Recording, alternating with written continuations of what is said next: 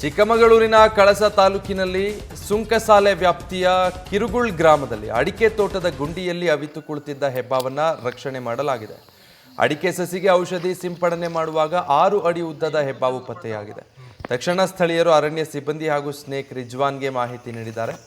ಕೂಡಲೇ ಸ್ಥಳಕ್ಕೆ ಬಂದ ಅರಣ್ಯ ಇಲಾಖೆ ಸಿಬ್ಬಂದಿ ಹೆಬ್ಬಾವನ್ನ ಸುರಕ್ಷಿತವಾಗಿ ಹಿಡಿದು ಪಕ್ಕದ ಅರಣ್ಯಕ್ಕೆ ಬಿಟ್ಟಿದ್ದಾರೆ. ಇದಾದ್ರದ್ದು ಮರಿ ಮಾತ್ರ ಅದೇ.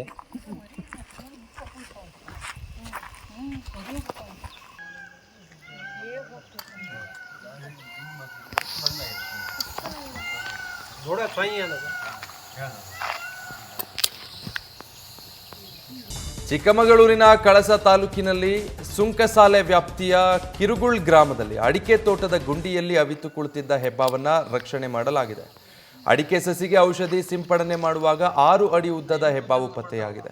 ತಕ್ಷಣ ಸ್ಥಳೀಯರು ಅರಣ್ಯ ಸಿಬ್ಬಂದಿ ಹಾಗೂ ಸ್ನೇಕ್ ರಿಜ್ವಾನ್ಗೆ ಮಾಹಿತಿ ನೀಡಿದ್ದಾರೆ. ಕೂಡಲೇ ಸ್ಥಳಕ್ಕೆ ಬಂದ ಅರಣ್ಯ ಇಲಾಖೆ ಸಿಬ್ಬಂದಿ ಹೆಬ್ಬಾವನ್ನ ಸುರಕ್ಷಿತವಾಗಿ ಹಿಡಿದು ಪಕ್ಕದ ಅರಣ್ಯಕ್ಕೆ ಬಿಟ್ಟಿದ್ದಾರೆ. ಇದಾದ್ರದ್ದು ಮರಿ ಮಾತ್ರ ಅದೇ.